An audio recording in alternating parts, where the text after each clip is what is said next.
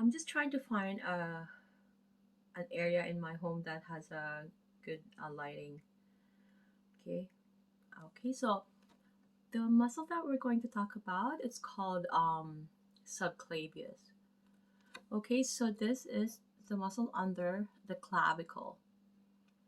Okay. As you can see, in the clavicle is that collarbone. So you see that? Okay. So underneath that, right, and there. Okay. So that is the subclavius. Okay. And it depresses the clavicle and draw it anteriorly. Okay. And it elevate the first rib, and it also assists during inhalation, since it's elevating the rib, the first rib. Okay. And it also stabilizes the sternoclavicular joint, which is the joint here in this area here. Okay. Okay. This one here or here.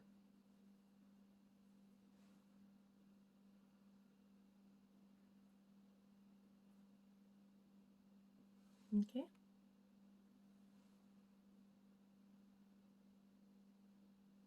Okay.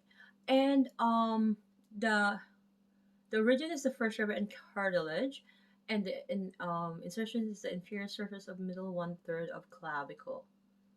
Okay, so the inferior surface of middle one third of clavicle.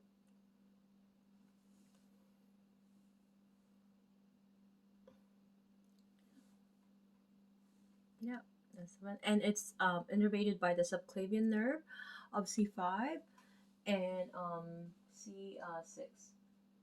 Okay. I wanted to talk about the deltoid. It is part of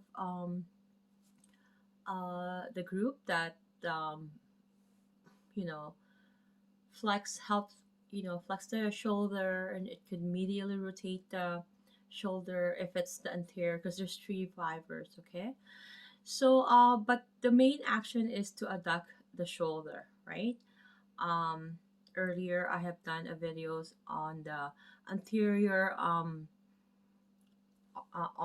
and posterior arm, right? The anterior and the posterior arm. This is anterior in front, and this is posterior at the back. And I need to add this one, and then I'm gonna go through the muscles of the chest, and then hopefully I can find a body for the rest of the thorax, and then the flexors, and then the front, and then the back. And I will do some videos on the lower limb on myself. Okay, because since it's COVID time, it's really hard to find a partner right now to have practice on. Okay, so the deltoid muscle is that muscle here, and this is a very interesting muscle. Why? Because it is really it's counterintuitive to the same muscle but different fibers are working as antagonists, right? As opposing muscles, right? So the anterior fibers are going as antagonist movement of the posterior fibers. Okay. So okay, the the action of the deltoid is to abduct the shoulder. That's for all the fibers. That's the main, because that's the most, it's actually the first movement before the supraspinatus, right? Start to happen. Deltoid has to happen first. Okay, at about 30 degrees. Okay, so for the anterior fibers, it flexes the shoulder, it flexes the shoulder, and it medially rotate, internal rotation of the shoulder, and then horizontally adduct the shoulder. Okay, going that way, this way, go. Okay, and then for the posterior fibers, it does extend the shoulder. It does going extension that way, right? Going back on the posterior side. It laterally rotate the shoulder, meaning it's going external rotation. So it's going that way. Internal rotation is this way. External rotation is that way. Okay. To simplify that, anything in front, it majority of the cases it does the medial, and at the back we'll do the lateral, depending on where it's attaching to. Okay, so horizontal ABD, horizontal abduction, right? So if it's going this way, right? Okay, sorry. Okay, and the origin of it is the lateral 1/3 of clavicle at the acromion and spine of the scapula. Okay, so it's right here. So if you palpate, it's this area here, and then it goes down to the distal tuberosity. So if you were to palpate it, you were to do the abduction, you'll see at the end the tendon, and sometimes it's tender in there, right? For me, it is, right? So that's the tibial tuberosity. Sorry, not tibial. Oh gosh, that's for the rectus femoris. Deltoid tuberosity. I'm so sorry, because I'm already preparing for the lower limb. I'm so getting ahead. Okay, so and the axillary for C5, C6 is the nerve innervation. Okay, so the next muscle will be the pectoralis minor. Okay, so what it does, it depresses the scapula. The scapula is that like a blade, shoulder blade bone at the back. If you do try to retract, you'll see there. Okay, so it depresses that, right? That's the action of the pectoralis minor. It also abducts the scapula, at the same joint, and also downwardly rotate the scapula. Okay, so that's basically what it does. But with the scapula being fixed, it assists to elevate the thorax during forced inhalation. Okay, so keep that in mind. I'm going to repeat that again. So with the scapula being fixed, it assists to elevate the thorax being forced inhalation. Okay, so the origin is the third, fourth, and fifth ribs. Okay, and then it's attached to the coracoid process. Okay, it's in the medial surface of the coracoid process. Okay, it's innervated by the medial pectoral with fibers from a communicating branch of the lateral pectoral, C6, 7, 8, and T1. Okay, so just keep that in mind there. Okay, that's the interesting muscle, the pectoralis minor. Okay.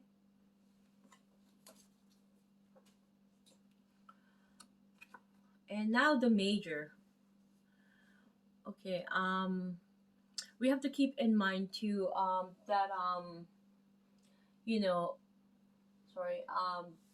minor and major, although they're located in front in their chest, anterior chest here, they also have the opposing action of the adduction of the shoulder and then ABD of the shoulder, ADD and ABD. So we have to keep that in mind, okay? But the action for the pectoralis major is to adduct the shoulder. So it does bring the shoulder to the midline, and it also medially rotate the shoulder. Whereas the minor is just to depress or downwardly rotate the scapula. Okay? And then it also assists in elevating the thorax during forced inhalation with the arms fixed. So you see how the difference, right? With the pectoralis minor, it assists to elevate the thorax during forced inhalation. Whereas in pectoralis major, it assists to elevate the thorax during forced inhalation with arms being fixed. Okay, those are the two difference component to it. And then the upper fibers will flex the shoulder, horizontally adducts. It'll flex the shoulder, horizontally adduct the shoulder, and the lower fibers will extend the shoulder. So it also help in it in doing extension. Okay, so it's going at the back. It's extending, going on the posterior side, which is at the back. The origin is the medial half of the clavicle. Okay, the medial half of the clavicle. This is the clavicle. Medial half. Medial meaning this area. Lateral will be this area. Sternum and cartilage. So that's the sternum, right? And then the cartilage, right? You see this, the cartilage there. And this is my sternum. This is the cartilage. And of fifth through sixth ribs, right? Of first through sixth ribs. So 1 to 6. Okay, so you're gonna count. So the first clavicle, under the clavicle, the first ribs, you're gonna count, right? And then second, and then third, and then fourth, and then fifth, and then sixth. It's up to there. Okay, so when a client is going to get all their pectorals worked on for a massage therapy, we have to keep in mind that that's a sensitive area. We're gonna need another consent form, another form for sensitive area. Okay, and that has to be signed. Okay, and an informed consent has to be made. Okay, so the crest of the greater tubercle of the humerus is the insertion. Okay, so if you see the tubercle, okay, hold on. Okay, so here,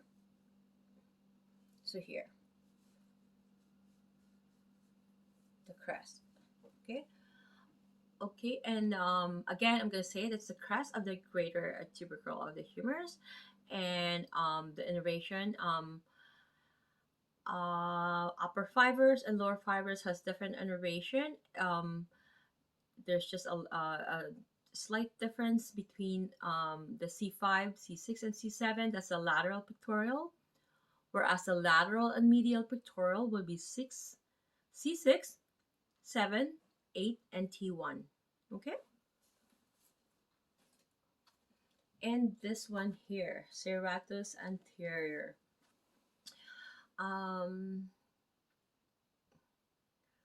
You know Manny Pacquiao, because I'm Filipino by culture. So Manny Pacquiao is the famous boxer, right? He has this prominence, serratus anterior. Oh sorry, I was showing the different angle. So he has this, like you can really, it's really prominent. It's really like, how do you call it? Toned. So it's really, really showing, right? And that's what we have,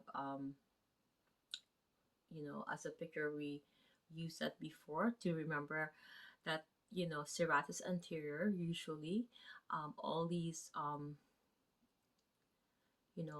sports guy when they're doing that, the flexing of, during upwardly rotate or depressing the scapula, it will actually more being toned and prominent, and it will be more, I don't know, they wanted to have that type of pose in their photo scene or gallery or whatever, so they would do that pose, right? Or also the pectoralis major was one prominence muscle that they usually use, or the biceps brachii. Okay, and this is the third one, or so, whatever. Okay, so with this, the origin fix, it does abduct the scapula, it does upwardly rotate the scapula, and it depresses the scapula. It holds the medial border of the scapula against the rib cage. And with the scapula being fixed, it may act to elevate the thorax during forced inhalation. So the origin for this is the external surfaces of the upper 8 or 9 ribs. Okay, the insertion will be the anterior surface of medial border of the scapula. Okay, so how am I gonna so the medial surface? You know where the scapula is going towards the midline. It's gonna be hard for me. I'm sorry about that, but I'm gonna try to go closer. Yeah. So those are the insertion. It's going towards the medial border of the scapula. It's on the anterior surface, right? So this way, it's going this way. It's innervated by the long thoracic nerve of C5, C6, C7, and C8. And I will be talking about the levator scapula before we get to the neck. And I might be doing the muscle of the face quickly as well. So the levator scapula, what it does, of course, it elevates the scapula. It also downwardly rotate the scapula. It also laterally flex, meaning side flex, the head and neck. And it also rotate the head and neck to the same side. And bilaterally, extend the head and neck.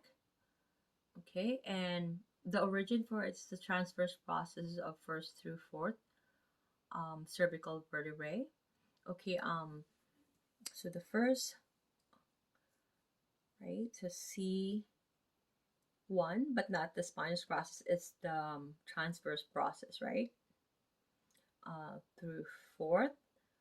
Okay, and the insertion is the medial border of scapula between superior angle portion and superior portion of spine of scapula, as you can see here, right? This area here.